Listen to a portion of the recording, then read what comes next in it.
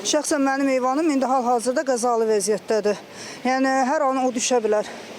Nə baxan var, nə eləyən var. Böyle getişin yerdə bir döyüşdən düşür, qopur düşür də.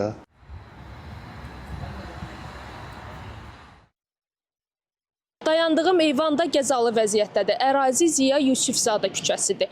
Mənzil sahibi eyvanın kiməsə xəsarət yetirməməsi üçün, burada müəyyən daş parçası qopub düşməməsi üçün plastik qoruyucu yerləşdirib. Ancaq bu plastik qoruyucu da müəyyən çürümələrə səbəb ola bilər və eyvanın vəziyyəti daha da pisləşə bilər. Mütəxəssislər deyirlər ki, uzun illər təmir gözləyən eyvanlar bərpa edilmədikcə temperatur fərqi onların dağılmasına səbəb ola bilir. Elə ötən gün Səbail rayonu Rəşid Behbudov küçəsində yaşanan hadisə də oxşar səbəblə baş verib. İllərlə baxımsız qalan eyvan sonradan təmir olunsa da işlər sona qədər aparılmayıb. Sadəcə yapışqan vasitəsilə daş üzləmə çəkilib. Eyvana yalnız səliqəli görünüş verilib. Paytaxtda isə düzgün bərpa edilməyən qəzalı eyvanlar kifayət qədərdir. Təxminən 90-cı illərdə necə eyvanların altını hamısını bağladılar. Bax, məsələn, biz indi dayanmışıq tarixi binanın qabağında görürsünüz.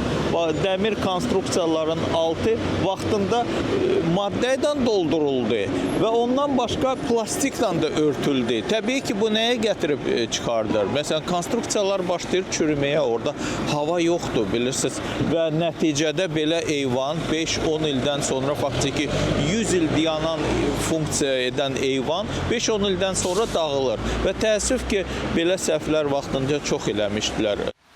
Statistikaya görə paytaxtda təxminən 6000-ə yaxın binada qəzalı, eroziyaya uğrayan, bərpaya ehtiyacı olan eyvanlar var. Bəs aidiyyəti qurumlar vəziyyətlə bağlı hər hansı bir tədbir görürmü?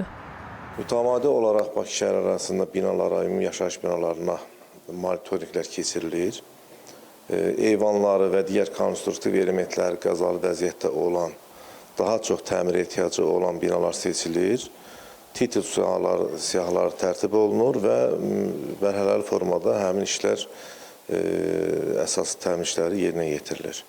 Biz isə ümid edək ki, mərhələli şəkildə bərpasını illərlə gözləyən eyvanlar kiminsə həyatı üçün təhlükə yaratmayacaq.